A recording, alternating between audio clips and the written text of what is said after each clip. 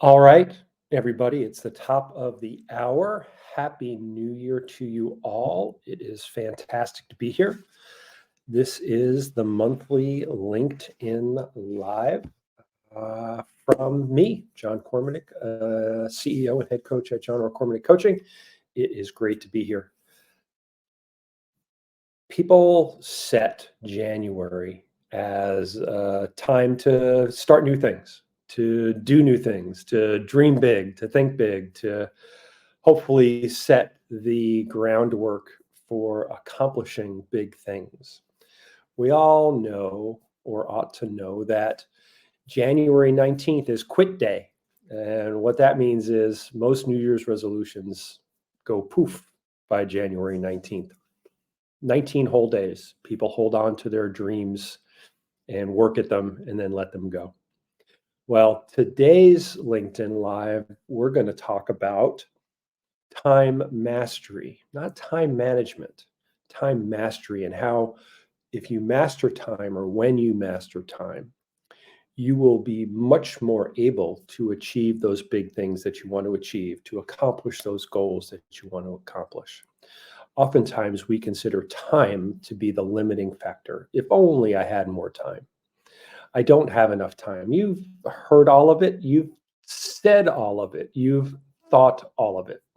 Well, today's time together is going to be dedicated to helping you set a solid foundation around time.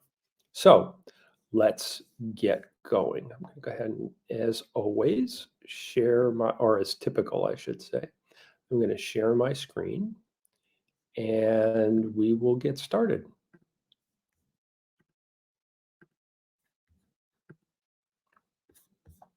All right. Time mastery. That is the LinkedIn Live today. It is it is not January 3rd, 2023, folks. It is January 3rd, 2024. That's where we are. That's what we're doing. Here's what we're going to cover today. As always, 25 minutes. We've got 13 slides. We're on slide number 2 right now. We're going to talk about why time management is BS. It's baloney. It's nonsense. It's a losing game. And it's kind of designed that way to make you lose. And then we're going to talk about 3 things, 3 keys to mastering time, why it's so important to master time, and how to do that. It's not probably what you think.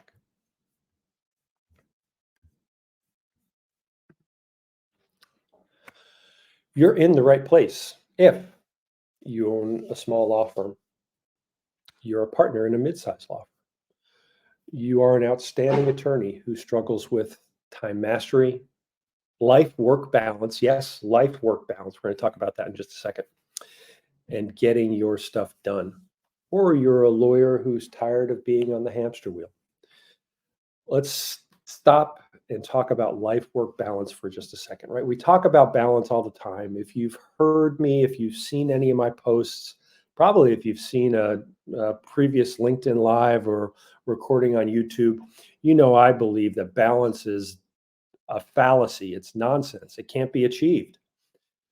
But we're not here to talk about that today. I want to focus on the life work part of that statement. We oftentimes hear about work-life balance. Why? Why does work come first? Why? It ought not to. What ought to come first is your life. That's the whole purpose of work. The whole purpose of your work is so that you can have the freedom that you want to have as a lawyer, as a human, a husband, a father, a wife, a mother, a brother, sister, you name it. It's all about freedom. So why, oh, why, oh, why do we buy into this work life? Work never comes first. It never ought to come first. Your life comes first. Your life is the whole point of why you're working. If you work to live as opposed to live to work, it's going to be a much different framework that you're looking at the world through and at your work through and at your non-business hours through. So that's why it's a purposeful switch from work life to life work? Think about it and execute on it if it lands with you.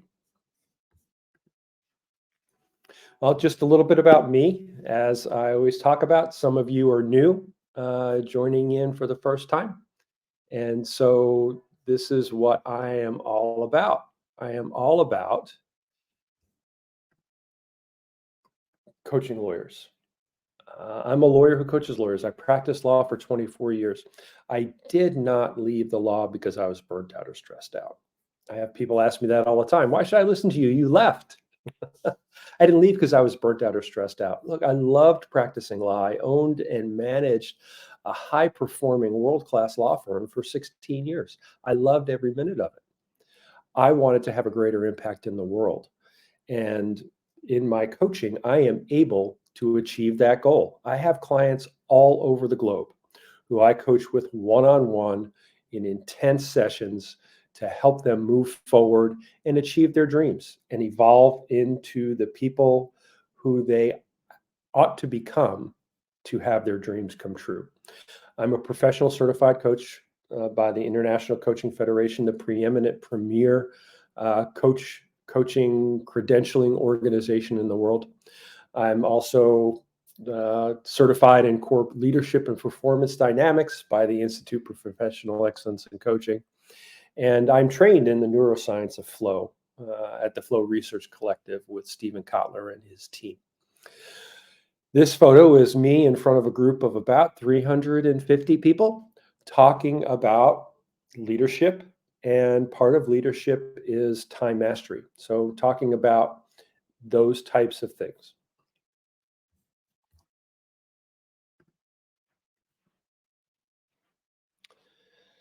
Let's just get this out of the way at the beginning. Time mastery or time management is nonsense. It's just flat out nonsense. And you may be sitting there thinking, dude, who are you, man? It's a billion-dollar industry. People write books about it. I've read some of those books, and I know that time management isn't nonsense. Here's why it's nonsense. Here's why it doesn't make any sense at all. It's because it can't be done. It simply cannot be done. There is no pause button on the clock. To quote Steve Miller in the Steve Miller Band, yeah, my vintage, man. Time keeps on ticking, ticking, ticking into the future, right? It always moves forward. It always does. How in the heck are you supposed to manage that? It's like trying to manage the spin of the Earth on its axis, or its course around the sun, or the galaxies rotating. You can't do it. You can't manage something that is out of your control. Time is not subject to your control.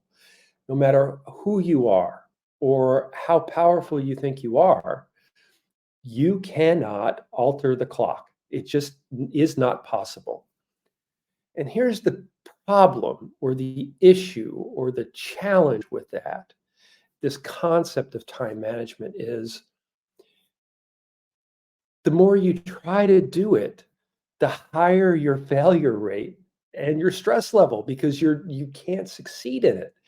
That's the whole thing is you can't succeed in managing time. And so this whole concept of, well, I'm going to manage my time, you set yourself up for failure when you do that, when you have that mindset around it. Because when you believe you're failing, your ability to perform is reduced because of the neurochemicals released. When you believe that you're failing, you drop into what's known as a catabolic state. And in a catabolic state, your fight or flight reflex is triggered. Your sympathetic nervous system, if we're being technical here, your sympathetic nervous system is triggered, and you believe that you're being chased by a lion and that you're going to die. And when you're in that fight or flight or catabolic state, your options appear limited, your focus really narrows, you get tunnel vision, your other senses kind of drop away, and you're just in that survival space. It's totally understandable. It's how humans survived over the millennia that we've been around. And it's also this vestige that doesn't serve us in today's world. Just because you've got a lot of stuff on your task list to do, if you don't do them, chances are you're not going to die. That's not going to happen. You're not going to die because you don't get you through your to-do list for the day. But your brain thinks that you are. Your brain thinks that that is exactly what is happening. Those neurochemicals are released because your brain believes that you're going to die. And so that's why time management is such a losing proposition. I touched on work-life balance at the top. That's a losing proposition too, because it's not possible in the short term. Time management is impossible. So let's get rid of that stuff. Let's just get rid of it. It doesn't work. And it really feeds into lie number 2 of the 5 lies, right? I believe that there are 5 lies that pervade the legal industry and result in lawyers being somewhat miserable, somewhat unhappy, and the horrible statistics that we see about substance abuse and depression and anxiety and isolation, and all the way back to the Betty Ford Hazelton study about the percentage of lawyers who self-medicate with alcohol, being around 21, 22%. It's this lie is one of the things that result in that. If I'm not busy, I'm lazy. And so I fill my calendar. I have that to-do list with a whole bunch of stuff that, if I'm being totally honest, can never be accomplished. It just can't be accomplished in our day or in our week. And so this lie pervades the time management kind of field, if you will, of if I'm not busy, I'm lazy. So let's pivot from time management to time mastery. And it's not just words. It's not just changing the words that we're talking about. It's a whole different concept. It's a whole different way of looking at it. It's a whole different way of being. So let's take a look at what we're talking about here. No, I don't expect you to become some sort of sorcerer. That's not what we're talking about here. We're not talking about, witchcraft or warlockery, if that's a word. That's not what we're talking about when I'm talking about time mastery, right? You're not going to step out of this dimension. I'm not going to teach you or urge you to step out of this dimension and become something else. What I am talking about, though, is what you put on your plate. So I've been journaling a lot about this lately. And if you know me, I've talked about this before. I begin every day with free writing of 3 pages in a journal. I borrowed it from The Artist's Way. It's a way to kind of do a brain dump in the mornings, and maybe come up with some great ideas from my time sleeping, which often happens. There's gold in all the pages that I write every day. I wouldn't be where I am today without that practice, and I certainly wouldn't be able to achieve the big things that I'm going to achieve in the future without it. But I've been writing a lot about focus and effort, right? What is it all about? What is time all about? How do I step into my time in the best way possible, in the most effective and efficient way possible? How do I master my time? And it really all comes down to focus and effort, right? What am I focused on? And how much effort or energy am I putting into it? What energy level am I at? Am I in a catabolic state, kind of like I talked about before, where it's fight or flight and I'm either a victim of circumstance or I'm pissed, right? And I'm angry, or am I in a different space, an anabolic space, a creative space, hey, this is possible space? That makes a difference. Focus and effort or energy equals time mastery. It's really that simple. That's the formula. Simple doesn't mean easy, though. Here's the thing. Time mastery is all about the things that you allow to be put on your 168-hour plate, plain and simple. And it is you allowing them. Make no mistake, it is you allowing them to be put on your plate. You've got 168 hours in a week. What are you purposely putting there? Number one. Number two, what are you allowing yourself to put there through mindlessness or distraction? And number three, what are you allowing other people to put on your plate? And so that's what we're talking about here. At the end of the day, you've got to make uncomfortable choices or decisions, period, full stop. So when that lie number two, when I talk about that lie number two, if I'm not busy, I'm lazy lie, I believe, and I think reality bears me out. I know reality bears me out. If you are busy, you're lazy because you're not making the decisions that need to be made about what gets put on your plate. Plain and simple. You are not making the hard choices about what gets put on your plate. This year, I've begun the process of, in addition to my journaling in the morning, I am reading a book called The Daily Stoic. It's by Ryan Holiday and Stephen Hanselman.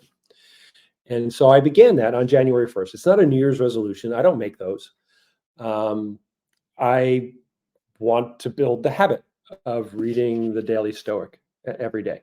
And today's, just by circumstance or the universe or whatever, today's Daily Stoic was all about being ruthless to the things that don't matter. That's what I'm talking about here. You got to be ruthless to the things that don't matter. And so, and it's not just me talking like this, and it's not just the Daily Stoic talking like this. It's Steve Jobs. People think focus means saying yes to the thing you've got to focus on. That's not what it means at all. It means saying no to the 100 other good ideas that there are. You have to pick carefully. I talk all the time about how time is your most precious asset. You don't know how much you have, and you can't make any more.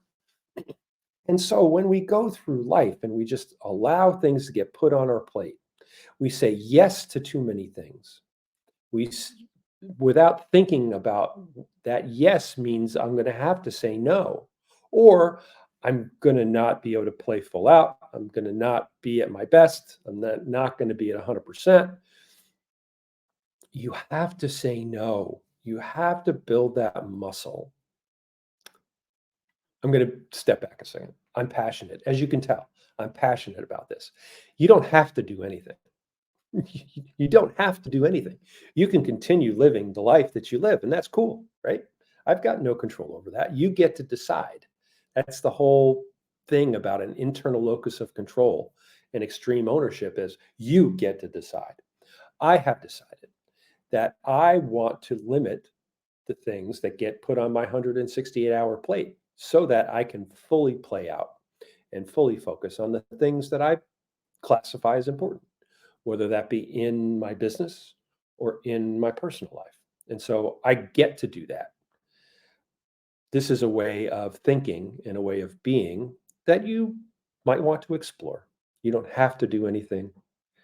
You get to decide.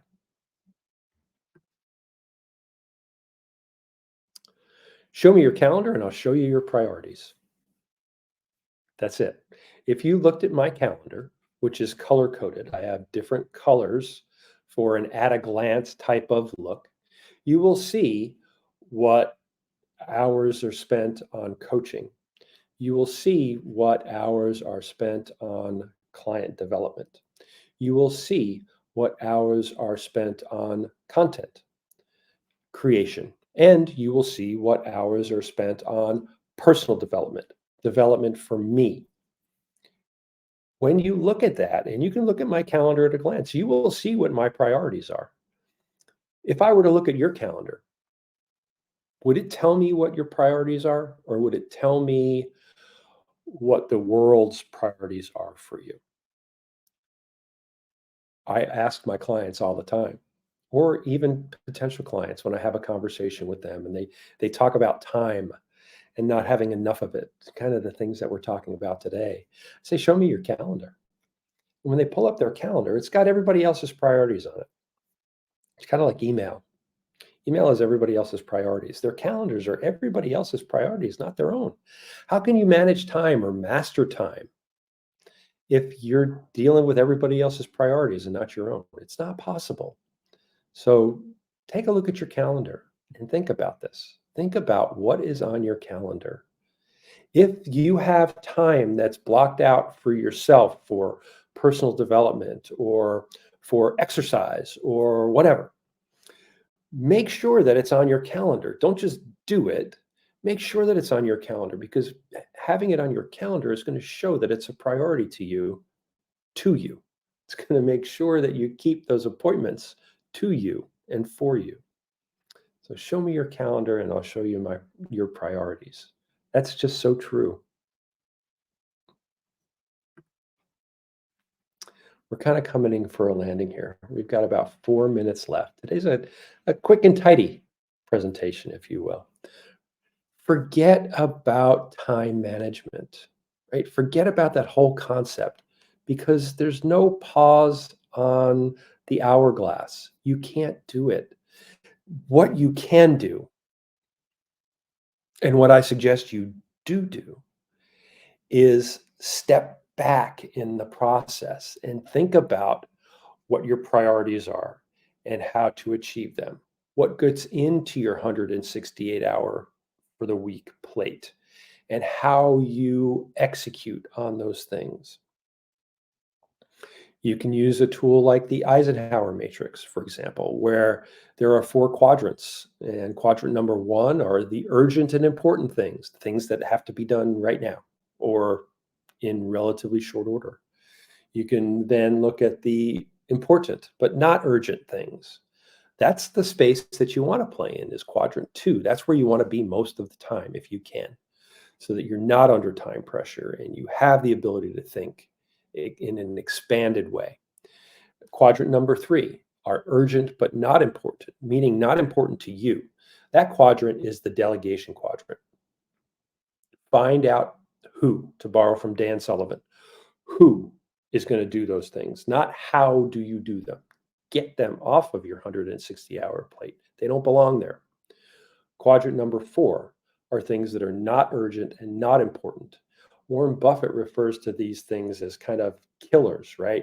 Because as long as they're there, they take some of your mental bandwidth and take some of your attention. You got to delete them. Delete them from your task list, right? Delete as much as you can. And when you think you're done, delete a little bit more. You're going to free up time. You're going to master time in that way. And you're going to be able to work in quadrant 2 a whole bunch. That important to you, but not urgent, not time crunched. I work with people all over the world. As I said, I work with high achieving, high performing, outstanding lawyers all over the world on their mindsets and helping them, empowering them to achieve their full potential. Mastering time is one aspect of what it is that I do. If you want to learn more about what it's like to work with me and more about time and how to master it, or more about anything performance or leadership related, send me a message here on LinkedIn. Or you can go to my website. It's just my name with my middle initial, johnrkormanik.com.